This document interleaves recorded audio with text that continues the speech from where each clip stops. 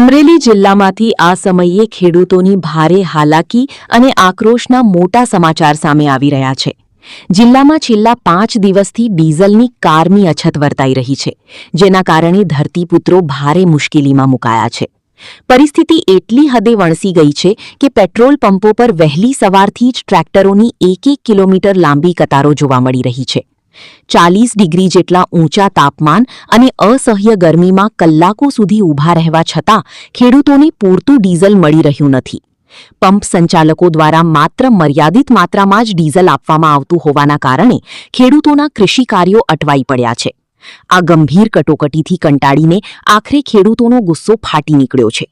આક્રોશિત ખેડૂતોએ હાઈવે પર પોતાના ટ્રેક્ટરો આડા ધરીને ઉગ્ર વિરોધ પ્રદર્શન સાથે ચક્કાજામ કર્યો હતો. સ્થાનિક ખેડૂતોનું કહેવું છે કે તેઓ મધ્યરાત્રિએ 2 વાગ્યાથી લાઇનમાં ઊભા રહે છે, છતાં બપોર સુધી તેમનો વારો આવતો નથી. ધરતીપુત્રો આક્રોશ સાથે સવાલ ઉઠાવી રહ્યા છે કે સરકારે દરેક બાબતમાં તેમને લાઇનમાં જ ઊભા રાખ્યા છે. પહેલા નોટબંધીમાં લાઇન, પછી ખાતર લેવા માટે લાઇન અને હવે ખેતીના વાહનો ચલાવવા ડીઝલ માટે પણ લાઇન. આ સ્થિતિમાં ખેડૂતોએ ખેતી કામ કરવું કે પછી પંપો પર લાઇનો લગાવીને દિવસો બગાડવા. હાલમાં ડીઝલની આ અછતને કારણે સમગ્ર પંથકમાં ખેતી કામ પર ખૂબ જ માઠી અસર પડી રહી છે. ખેડૂતો હવે સરકાર પાસે આ સમસ્યાનો તાત્કાલિક અને કાયમી ઉકેલ લાવવા માટે મક્કમ પગલાંની માંગ કરી રહ્યા છે. આ મામલે આગળ શું કાર્યવાહી થાય છે તેના પર નજર રહેશે. રિપોર્ટર મૌલિક દોશી, અમરેલી. તમારું નામ શું? ભરતભાઈ. શું ગામ? માણેકપુર. બરાબર. શું આવ્યા છો તમે અહીંયા ડીઝલ પંપે? ડીઝલ પુરાવા. બરાબર. ડીઝલ અત્યારે કાંઈ મળતું નથી.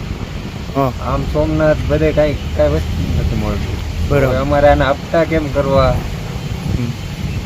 ઘર કેમ કરવું, ડીઝલ વગેરે તો કેમ કરવી હવે અમારે? ડીઝલ વહેલી તકે મળે અમને તો કંઈક અમારું હાલ છે.